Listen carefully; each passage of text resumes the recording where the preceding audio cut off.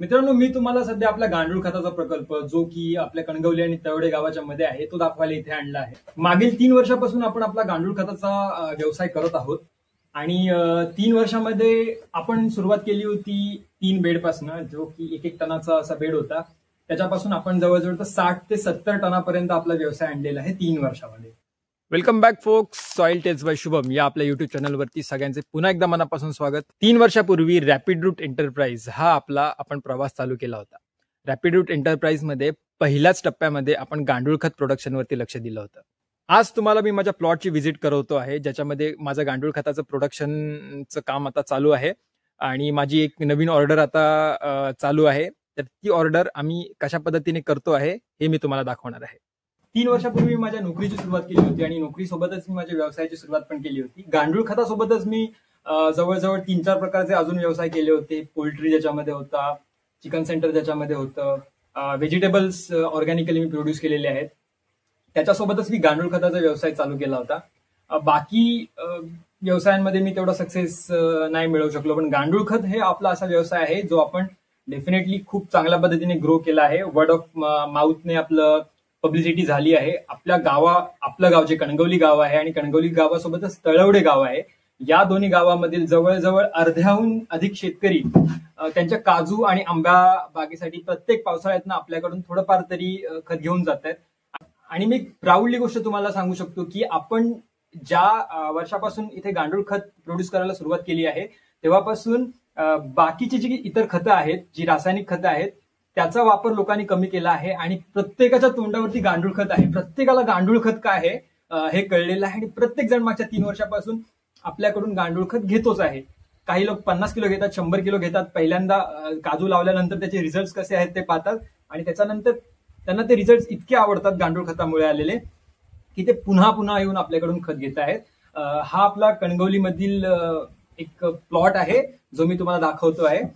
लांजामधील तळवडे गावामधून कणगवली गावाकडे येताना रोहिदासवाडीच्या पुढे डाव्या साईडला आपला हा प्लॉट आहे। तळवडे गाव आणि कणगवली गावाच्या मधोमध आपला हा प्लॉट आहे।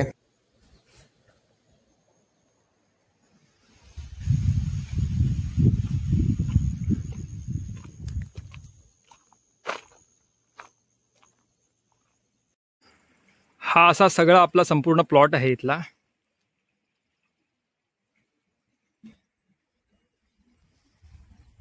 ह्या ठिकाणी समोर इथे आपण आपलं खत साठवतो। ही आपली चाळणी आहे, या चाळणीने आपण खत चाळतो। आता सध्या इथे खूप गवत वाढलंय, हे मी आता पूर्ण साफ करून घेतोय सगळं गवत।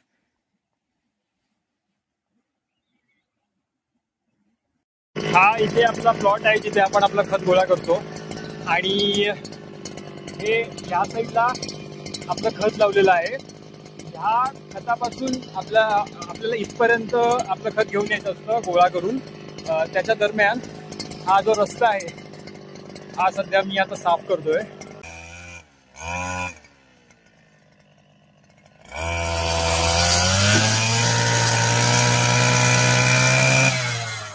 एक व्हेजिटेबल प्रोड्युसर आहेत लांजामध्ये, त्यांचं नाव आहे दिनकर मांडवकर। यांनी मागच्या वर्षी आपल्याकडून जवळजवळ 5 टन व्हेजिटेबल प्रोडक्शनसाठी गांडूळ खत घेतलं होतं।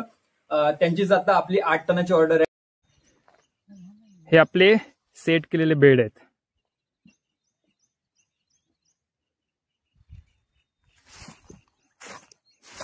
मार्केटमधून आपण ज्यावेळी गांडूळ खत घेणार असू त्यावेळी आपली ही गांडूळ खताची क्वालिटी ही थोडी अशी ब्राउनिश असायला हवी आणि हे चॉकलेटी ते काळसर रंगाचं असायला पाहिजे, हे अशा पद्धतीने।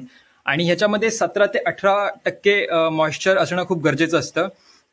मार्केटमध्ये आपल्याला जी खतं मिळतात ती पूर्णपणे सुकी असतात आणि मी रासायनिक खतांबद्दल नाही बोलत आहे, मी ऑर्गॅनिक जी आपल्याला खतं मिळतात, जी आपल्याकडे कोल्हापूर एरियामधून वगैरे येतात, ही पूर्णपणे सुकी असतात। आणि लोकांचा समज काय होतो की आपल्या इथे जे ओलं खत आहे, हे ओलं खत प्रोड्युसर कशासाठी करतात, वजन वाढावं, 40 किलोमध्ये ओलं केल्यामुळे ते जास्त वजन भरेल अशी शेतकऱ्यांचा समज आहे। पण मुळात हे गांडूळ खतात हे किमान 17 ते 18% हे एवढं मॉइश्चर असलं पाहिजे, त्याच्याशिवाय ते उत्तम प्रतीचं गांडूळ खत होत नाही।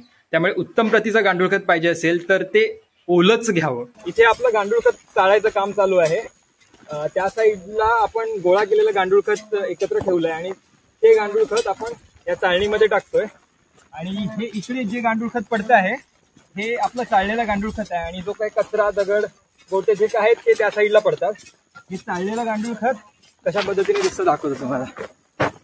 हे असं एकदम ब्राउनिश कलरचं आहे आणि जे की आपण चहापात जशी दिसते तसं हे दिसतं. हे बघा, हे चाळलेलं गांडूळ खत आहे एकदम बेस्ट क्वालिटीचं. हे अशा पद्धतीने आपलं चाळायचं काम चालतं. हे जवळजवळ 400 किलो गांडूळ खत आपलं आता चाळून झालेलं आहे. आजच्या दिवसामध्ये आपलं टार्गेट अजून 600 किलो गांडूळ खत चाळायचं आहे. सध्या आपला एक छोटासा ब्रेक आहे, थंडा ब्रेक. हॅलो बोला. हॅलो. ऊन खूप आहे त्याच्यामुळे जरा आपण थोडा थंडा आता घेऊन पितोय, कारण उन्हामुळे तब्येत थोडी खराब होण्याची शक्यता असते. त्यामुळे माणसांच्या पण तब्येतीची काळजी घेणं आपल्याला गरजेचं आहे.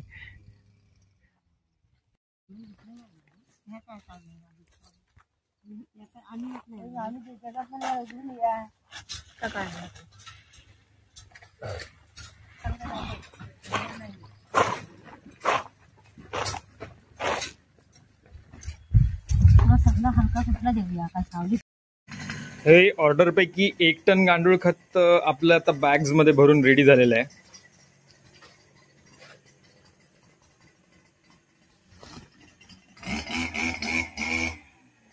या क्वालिटीमध्ये गांडूळ खत तयार होतं.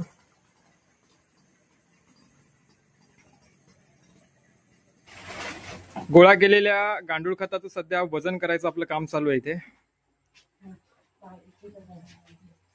40 किलोच्या बॅग्स आपण इथे पॅकिंग करतोय.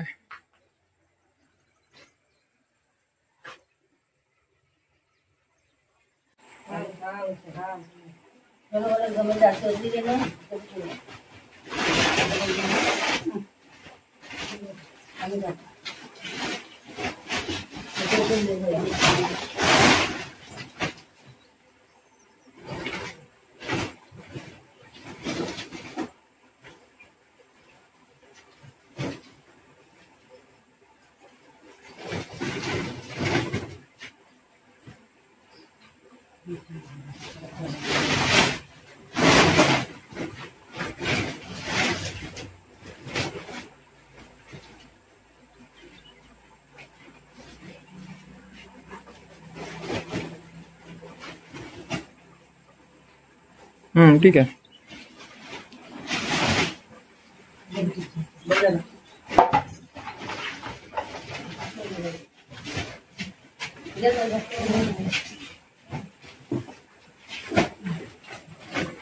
हा रॅपिड रूट गांडूळ खत वर्मी कंपोस्ट हा आपला स्वतःचा ब्रँड आहे.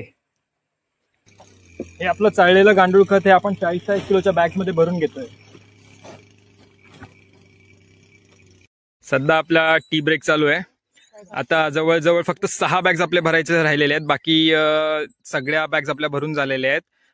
ह्या 6 बॅग्स भरल्यावरती आपलं 2 टन गांडूळ खताची ऑर्डर कंप्लीट होईल.